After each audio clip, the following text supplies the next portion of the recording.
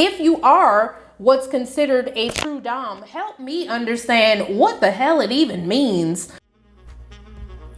The road to love is exciting, funny, and sometimes can even be heartbreaking.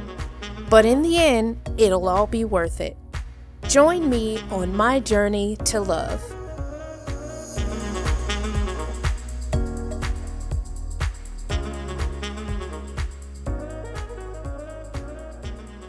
Hey everybody, it's LaRonda and I am back with another video. In today's video, I'm going to be talking about the oddities that I come across. And I'm not saying that this person's lifestyle or way of being is the odd part, but for me, the odd part will become apparent as I get into the video, hopefully.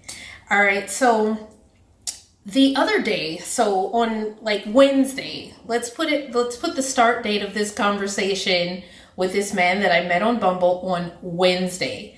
So we match up and he didn't have a fully, his profile wasn't complete yet. But based on the couple of pictures that he had, I said, let me match with this man and see what he's talking about. So we ended up matching and I started talking to him based on the information that he had. Usually when people have a fully formed profile, I can grab something out of the profile to start the conversation with, maybe ask a question, whatever. But this guy had nothing, so I just came up with the basic, hi, how are you? Because if you don't fill out your profile, what else can I possibly say to get the conversation started? Anyway, so he writes me back, hello, beautiful, how are you? Okay, so right away, I'm sort of put off by the very generic nature of it, but I guess maybe he's giving me back what I put out there, but my profile is fully formed with a lot of information on it about myself, even down to, I believe I have my Spotify music enabled and all of that. So, you can get an idea about who I am to start the conversation. So anyway, hello, beautiful, how are you? Now, I'll be referring to my notes just in case you see me looking down and stuff. And so I just kind of opened it up with, I'm enjoying the cooler weather because it's been raining a lot here. And I asked him, are you having a great time in Puerto Rico so far? And then I asked him about his name, which I'm not going to say on here, but it's one of the Marvel characters. So I thought that was interesting as well. And I asked, was that his real name, or was that something that, his mother was just a fan or it's a nickname or whatever. Anyway, I asked him about that. And, he basically told me that he is a comic fan, but that's his real name and it's a family name and it goes back to the Vikings and whatever else. And then so he asked me, you, like in question mark, asked me about myself. Now, I'm assuming because of the way the context of the conversation is that he's asking me if I'm having a great time in PR, or it could have also been, am I a comic book fan? I don't know. I wasn't sure because it was just you question mark. So anyway, I started telling him, no, I'm not necessarily a comic book fan. I do watch the movies and all of that, but I don't consider myself to be a fan per se. So I told him, I like the warm weather here and that's what I really enjoy about Puerto Rico and whatever. So I kind of went into answering both of the questions, like letting him know how long I had been on the island and all that good stuff, and about my love or whatever, or my like of the comic movies. I'm not a comic book person, never read one, that's not really my thing, but yeah. So he then told me a little bit about himself. I asked him, I guess I must have asked him, what brought him to Puerto Rico or whatever, or where had he lived before? I'm not really sure. But anyway, he told me he had lived off the west coast of Africa in Tenerife, and he had also been in Portugal, and that he basically belongs to the universe and he travels a lot and blah, blah, blah. So I'm like, okay. And then he asked me, which is the second question. So the number of questions that this man is asking me will become important as I get more into the story. Then he asked me, what about me? What brought me here to Puerto Rico? So that's question number 2 from him. So I went into the whole spiel about why I came and that I wanted my son to learn Spanish early on, while he's still young and all of that.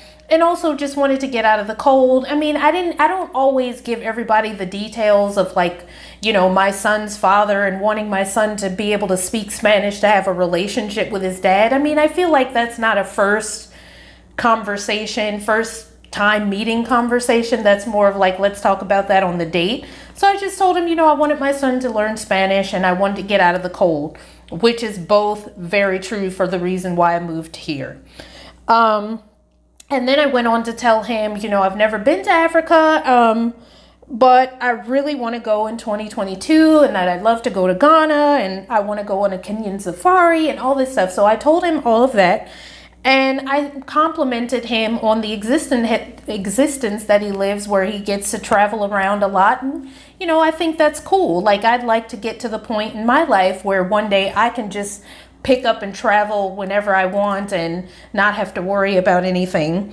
So anyway, so then the first soiree that we get into him kind of turning this conversation into a little something else was when he said, so it sounds like I need to bring an incredibly strong seduction attack so that I can take you to Africa next year.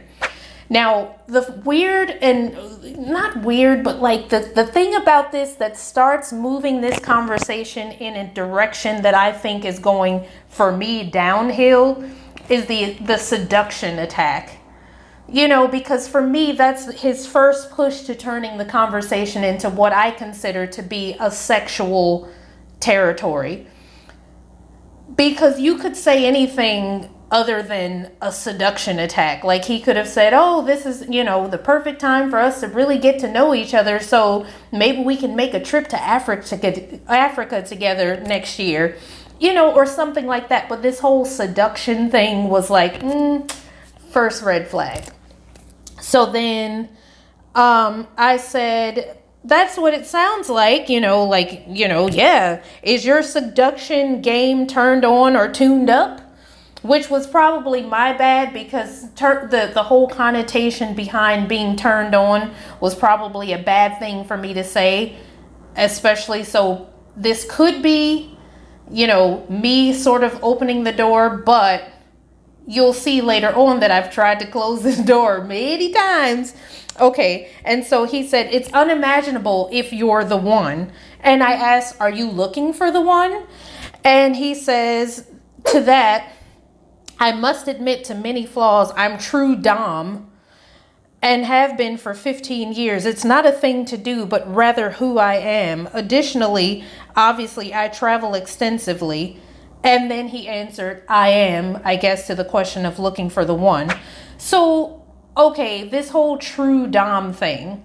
So the first thing that comes to mind for me is that a lot of men masquerade around as, being these dominant people and they're, whatever, they're so strong and dominant.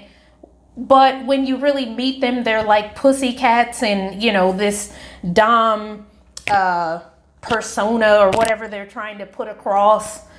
You know what I'm saying? So my first thing was, okay, what does this exactly mean? Because I've heard of dominant and submissive, but I've never heard this true dom thing that he's saying. And I didn't really know what that meant to him, because I think if you ask different people, you may get a slightly different answer about what it means to be dominant and submissive. And I was wondering, does that mean, are we talking just in the bedroom? Or are we talking about in every aspect of life, you're going to be trying to tell me what to do and determine what I wear, what time I go to bed, what time I wake up, all these foolishness things. And so obviously instead of just agreeing to the situation or saying, yes, I'm open. Yes, absolutely. I'm like, so first I asked him, I said, we have to talk about what being a true dom really means. Can you share more about that and what you see as the associated cons in your experience? Are those the only cons? What are the pros? I like pros too. So I'm basically responding to he's telling me about his many flaws, and then he goes into saying he's a true dom. So I'm thinking you see that as a flaw. So I'm like, well, what are the good things about you? you know, um, and also he mentioned as a flaw that he travels extensively. So, I'm asking him to dive more into this idea of what does this true dom thing really mean, and then tell me more about the pros of dating you, rather than like sharing with me these things that you consider to be flaws.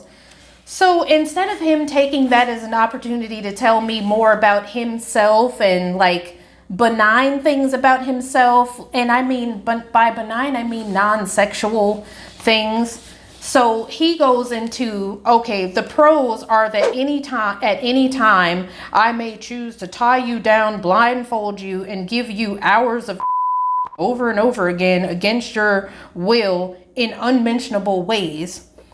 So I don't know about you, but that sounds to me kind of like rape.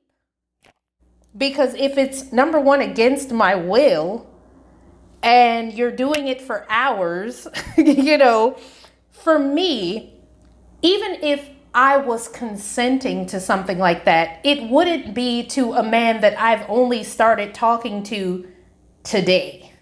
Like, even if you're going to consent to a relationship like this, it would be for me after I'd had, several dates with this person. I know where they live. They know where I live. Like, I understand things about them and their life. We've built up a certain rapport and trust with each other. It's not just going to be some overnight thing that, yes, oh yes, I'm open to this with you, who I've never seen, never spoken to, never talked to on the phone, anything like that, just over a bunch of text, right? So then he says the cons, see above, LOL. So like you've just basically made a joke about rape to me, because that's how I see this. You can tell me if you see it different in the comments, but that's how I see it. And then I'm like, I thought, that he would be telling me what to wear, all of this kind of stuff. But he's basically just bringing up the sexual part, which leads me to understand that this whole dominant thing is just about sex. So, I said, well, this is why it's good to ask questions, because, I don't really know what this means. So anyway, then he says, perhaps I would buy you the wardrobe I feel best showcases your beauty. Yes, because I had said, I thought you'd be telling me what to do, where, etc. And so he says, yes, I might buy you the wardrobe that I expect, or whatever. And so then I said, but I don't believe you'd force me to wear something I didn't like. I believe there are compromises that could be made, maybe, but I think I'm a great dresser. You'll see. And so then I immediately tried to turn this back to a non-sexual conversation by asking, so where's your next trip? And he says, Guyana, period. And that's it. And then immediately turns it back to the sex again. So his third question, so could you imagine yourself becoming a loving submissive in every way possible to a true dom that is stern but respectful? So my thought here is, number one, you've turned the conversation right back to this conversation again. What I'm clearly like, I mean, maybe in chat it's not so clear, and but I don't want to give anybody the benefit of the doubt, because I think if you are a human being and you've been on the internet for any given time at this point in our lives, like I've been on the internet since 1997, and I feel like now most people are years and years into this whole wave of chatting and talking to people online, and you should be able to understand context clues. Like if the person that you're speaking to is asking you non-sexual questions, and every chance you get, instead of diving more into the non-sexual part of things, you always keep turning it right back to the sexual part. To me, you are either not paying attention or you just don't care. And that's all you care about is the sex part of a person and what they have to offer. Anyway, I stopped responding because I'm like, okay, well, if what do you really have to be stern and respectful with me about? I'm not a child, what are you going to be telling me? You're going to be, young lady this, or you need to do this and you need to do that. Like, stern but respectful. Like, what are we talking about here? Like, I'm an autonomous woman. I've been living on my own for the last 20 years, taking care of myself, taking care of my child, paying my own bills, building up my little business and my good credit score and my all of that stuff by myself. So like, me needing some guy to tell me sternly but respectfully how to run my life doesn't make any kind of sense to me, but I digress. So he says to me, I stopped responding for several hours or whatever. I didn't mean to chase you away, he writes back. And then I said, I don't have any idea.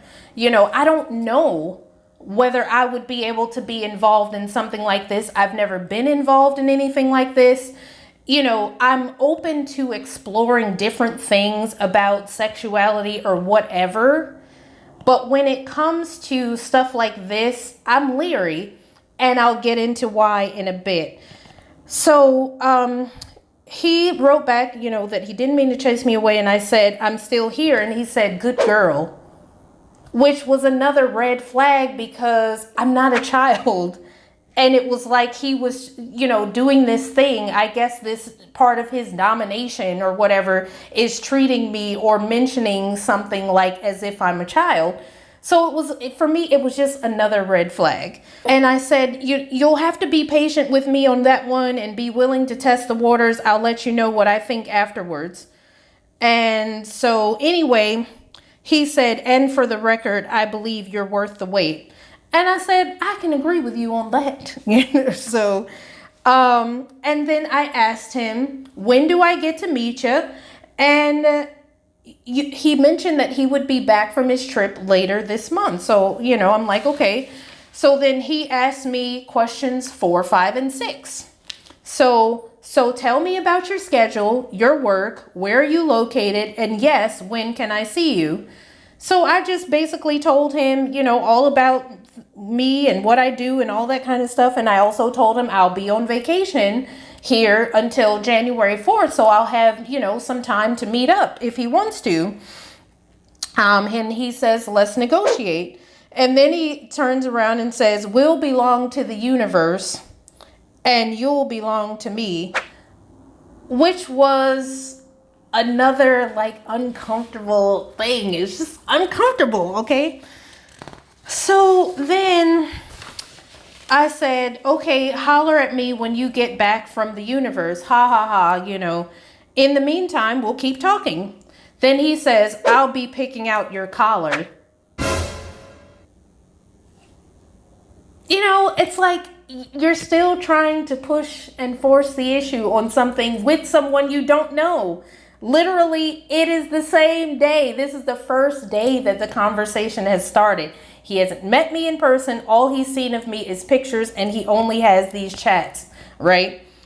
So then he says, I said, I'm not sure about that. He said, it's a sign of respect. Do some reading and tell me if you're interested. I know I am deeply.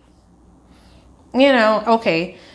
So then, let's see. I said, I'm fully sure you're into domination. That's clear. I'm not saying that I am or am not. Like I've told you, I'm telling everybody that's watching this video, I don't know nothing about this. I don't know anything about this to say, oh, yes, I'm all in. Let's do it. Or, oh, hell no, I'm not. I have no idea.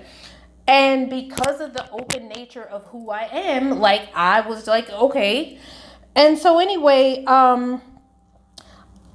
From the little that I know, I'd have to fully trust you to even consider it. Of course, that takes time.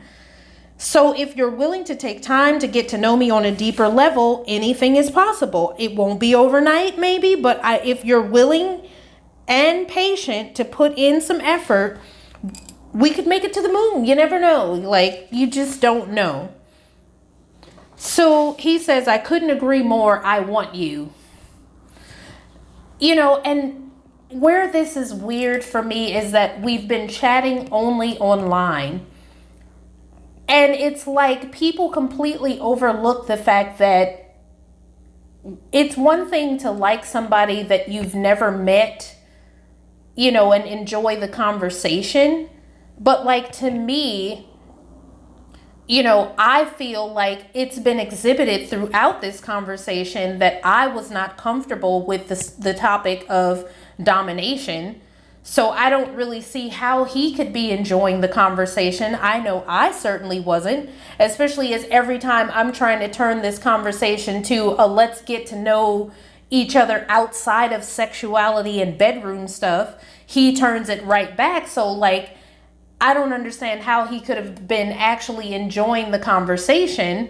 He didn't meet me in person. And like, I know I've had experience where I've actually enjoyed conversations with people over the internet and then met them in person and had zero chemistry with them. I've also had zero conversational chemistry with people on an app and then met them in person and enjoyed thoroughly hanging out with them. So it's really a gamble as to what you're going to get. So like, wanting me and saying all this stuff before we've even talked on the phone or even done a video chat or met in person is kind of weird to me, you know. And it says for me that this man's standards are either like that he hasn't shown that he is willing to take the time, or like, I don't want to say that. To me, it doesn't exhibit that he really values who the person is. Because at the end of the day, if you really want to have that kind of situation with somebody, you should be a little bit more discerning about who you're giving that part of yourself to, and being so willing to give that away to somebody or say all this stuff to somebody you don't even really know. I don't know. I mean, it probably was a whole lie anyway. So now that that's all out of the way, tell me what brings you to PR.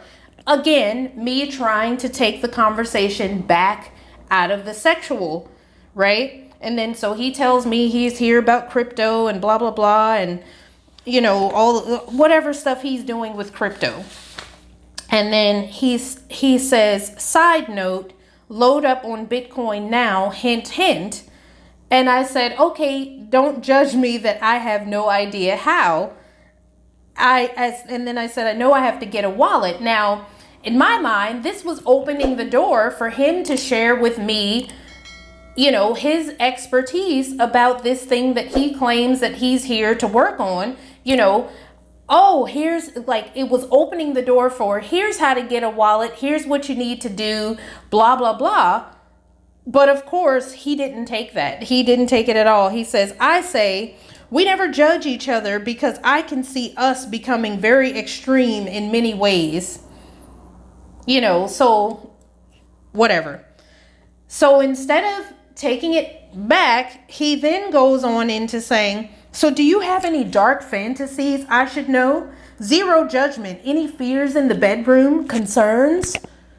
You know, and so like, I just opened this whole door for you to talk to me about Bitcoin and what your supposedly your expertise and passion is. And of course you steer the conversation right back to sex, right? So I didn't answer. He writes back, you're most likely asleep. Good night, love. So the next day I write to him back, good morning. I hope you slept well. And I said, how about we get to know each other's tastes, joys, sorrows, loves, worries, fears outside the bedroom first. This feels more like you just want to know about me sexually before even knowing each other's last name. If you really want to genuinely get to know me, then I can almost guarantee I'll have no fears in the bedroom with you and no qualms about sharing any fantasies with you. Right now, we really don't know each other. I'd like to know you better before getting into discussions of a sexual nature. I think that's quite reasonable, and I feel like I'm bending over backwards to give this man every opportunity to like turn this back around, to turn this ship back around. Good morning, beautiful goddess. I did sleep well and hope you did also. So I think if you look at the ratio of sexual to non-sexual questions, I'm definitely trying to learn all about you, but I'm not going to run from intimacy either. I'd hate to really care for someone to only learn there's a large part of our relationship that no compatible. Now, here's what I think is the interesting part about this. Now, as you know, I have him as asking me about 6-7 questions. Most of them were sexual, I would say. So he asked me, the second question, what brought me to Puerto Rico? Am I a fan of comic books or whatever that question was, the you question. So that was one. Then what brought me to Puerto Rico? And then the third question was, so could I imagine myself becoming a loving submissive? Then he asked me about my work schedule, where I'm located, and when can he see me. Those were 4, 5, and 6. And then he also asked me, do I have any sexual fantasies and fears in the bedroom? So I would say it's more of a 50-50. And for me, this whole idea of like, what's my schedule and when can he see me? To me, those are not really get to know me questions. You know what I'm saying? So like, do those really count as get to know me questions? So you telling me that the ratio of get to know me versus sexual questions is more him trying to get to know me, I don't agree with that. He doesn't know my last name. He doesn't know anything. Like, I've told him little things about myself, but he doesn't really know that much. He hasn't asked me all that many questions. And then when I did share stuff with him, he didn't ask additional questions to expand on that or anything. It's all been basically focused around this whole sexual thing. So, and then I said, I hear you. The vast majority of our relationship would be spent doing stuff outside the bedroom. The bedroom stuff will come once I'm sure I'm comfortable and safe with you. I guess anyone can tell you what they think you want to hear, but you really don't know anything for sure until we meet and begin interacting with each other. If we meet and have chemistry, if we meet and have great chemistry, the sky is the limit. Patience. You said you thought I'd be worth the wait. Prove it. And so then he fires back, I'll practice more patience. You practice more obedience. Deal? So of course I didn't respond to that because I'm like, what the fuck? Can we please? I've already basically stated I'm not comfortable with this whole domination thing, but you still keep pressing the issue. Just keep pressing the issue. So then he says, after I don't respond for a while, I feel I've lost you. Let me know and I'll bother you no more. I would rather however, maintain this friendship regardless. I'm truly moved by you. And another thing that I find a little bit interesting here throughout is that sometimes he is capitalizing me and stuff like referring to himself. Like if you can see here, let capital M-E know and I'll bother you no more. Anyway, I thought that was interesting, and I've seen it a couple of other times in his text messages. Anyway, so after he said that, I feel I've lost you, blah, blah, blah.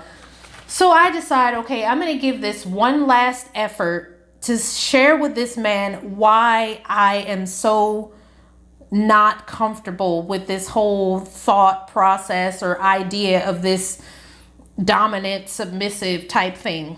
So I say, allow me to tell you a little about me and why obedience might be a little hard for me. I was raised in a super strict religious family. The church that they had us in controlled everything. How we dressed, fully covered, dark clothes, no makeup, no jewelry, just plain and boring. What we could and couldn't do, have, go, be. They even tried to control what people thought. Researching on your own was not encouraged and even frowned upon.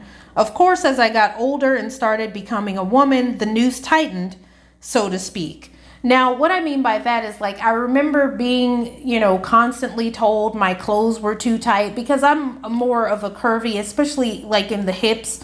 So sometimes, if I were to wear a straighter skirt, you would be able to, see that I had hips or whatever. And it's not easy for somebody like me to always find super loose clothing or whatever. And so anyway, I used to get comments or whatever from people telling me my clothes were too tight or this and that and the third. So anyway, that's why I said, the noose sort of tightened, or the proverbial noose, because that's how I felt. When I turned 22, I left, and even at the expense of losing my family and friends and basically everything I knew, because at that time, I didn't know whether or not my family was going to continue talking to me or not once I left the church. And so that first day out of those bonds was the most free that I'd ever felt. I woke up that first morning and put on what I wanted with colors and flair, and I felt so free, like I was reborn that day. I had autonomy over my life again. I could travel, explore, learn, question the status quo without being shamed. So for me, the conversation about domination takes me right back to that scared teenager who had no control over my own life. And so this is why I'm so hesitant about it. It's not something I've ever shared with someone over this app, but this conversation isn't one I've ever had anyone ask me before. So this is just a small part of my life story. So here it is. I'm trying to share with him why this conversation makes me uncomfortable, why this concept is uncomfortable for me because of my own life experience and all of that. So then he writes back, I couldn't have more love or respect for you right now. And so I said, well, thank you. I'm glad that you took it in the spirit in which I shared it, which is just to give understanding. So then he writes back, I'm a former private military intelligence contractor. Understanding the context of things without all of the data is secondary. I didn't really understand what he meant by that. Understanding the context of things without all of the data is secondary. So if understanding the context without data is secondary, then for me, it means that you need to ask more questions to get more of the data to help you understand the context, right? Or no? And then he says the written word is sloppy without audible and visible cues. So I said it can be, but I write for a living, so I try to be as clear as possible. But for sure, even then, I've sometimes had misunderstandings. Then he says that I would be shocked to know that he has published over 2 million and published and sold over 2 million copies of various publications since 2005. I've never heard of the man. He didn't dive further into what those publications were, and neither did I. Because I truthfully at this point, I didn't believe him. Like I don't know. I just didn't, 2 million copies of a publication to me sounds like New York Times bestseller type stuff. And like, wouldn't I have heard of this guy before as a person that reads? Maybe not, but 2 million is a lot of copies of a lot of books, So anyway, I didn't respond to that. He said good night. And then the next day, good morning, beautiful. When you have a moment, let's continue our chat and start our journey. After all, how else am I going to seduce you into traveling the world with me, with a capital M again? And then I said, good morning, let the chatting commence. So I'm like, you know, at this point, what do you want to chat about? Like, why don't you find something to chat about besides sex? Like, ask me a question, you know. Then he says, after I said, let the chatting commence, he says, I've decided I want to own you, possess you, make you mine. Don't allow those words to take you to a dark past. Let go. You know, so after I've basically spilled out all of my, you know, feelings about this, told him about a part of my past and the reason why this wasn't something that I was going to be easily diving into, instead of him taking that and just kind of steering away from it and like letting us get to know each other in a different way, he continues pushing the issue, you know, let go. And then I didn't respond. So he said, the chatting did not commence. I said, let me give this one last chance. I said, are you busy tonight? Can we have a call? We can converse almost live, even a video chat. If you're free, let's do it. His response back, I'm absolutely dying to kiss you. And at that point, I said, okay, this is a lost cause for me. I unmatched him, and that was the end of it. It's because I'm like, okay, I thought about, even if I were to try to push through all this, what would my life like with this person be like? Me telling him the way I feel about something and him completely ignoring it and pushing his own agenda. And I'm like, I can't live that way. I don't want to be uncomfortable with my partner. I want my partner to listen to me, understand what I've been through, and, you know, allow me some time to be able to know and trust him. I want somebody that wants me besides whatever I can do for them in the bedroom. I want someone to want to know everything about me, just like I want to know everything about them. And I want that to take precedence, because for me, when you can fall in love with somebody outside of the bedroom, I think a lot of times, you know, I mean, I ain't saying 100% of the time the bedroom stuff will follow, but when you lead everything off with the bedroom and that's all you want to know and that's all you care about, and no matter how often somebody tries to steer you away from that, that's where you always turn back. For me, that person doesn't have a lot of substance to them.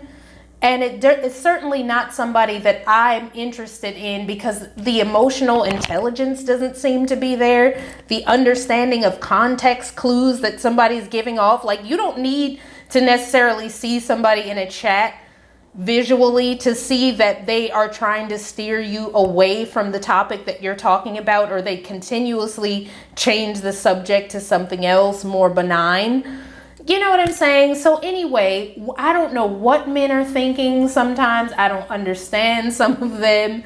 But this one, I said, you know, I had to think to myself, I'm not even feeling like I'm going to be safe meeting this person in person, because I can see from the chat that he's not taking what I'm saying into consideration. And I just had the feeling that if I were to meet him in person, he might try to force himself on me, despite me saying no, or I'm not interested in talking about that. I can imagine just the whole date being a bunch of talk about being dominant and submissive, and him telling me what to do and all of this kind of stuff, or trying to see how into being dominant or submissive I could be. And that's not the kind of date that I want. So I was just like, let me cut this off, because I know this is not right with me. This is not right for me, and I'm not going to get myself involved. So anyway, that's my long story about my chats with this true dom, whatever that means. Anyway, thank y'all for watching. I really appreciate you for watching this video. If you got through the whole thing, you are the real MVP. Mwah, mwah, mwah to you. Thank you for watching. If you like the video or any of the other ones on the channel, please feel free to subscribe, leave me a comment. Have you ever had some true dom come to you and try to enforce that you be his submissive and keep steering the conversation that way? Let me know your experience in the comments. Or if you are what's considered a true dom, help me understand what the hell it even means. Anyway, I'll see you in the next video. Thanks for watching. Happy dating, everybody. Bye-bye.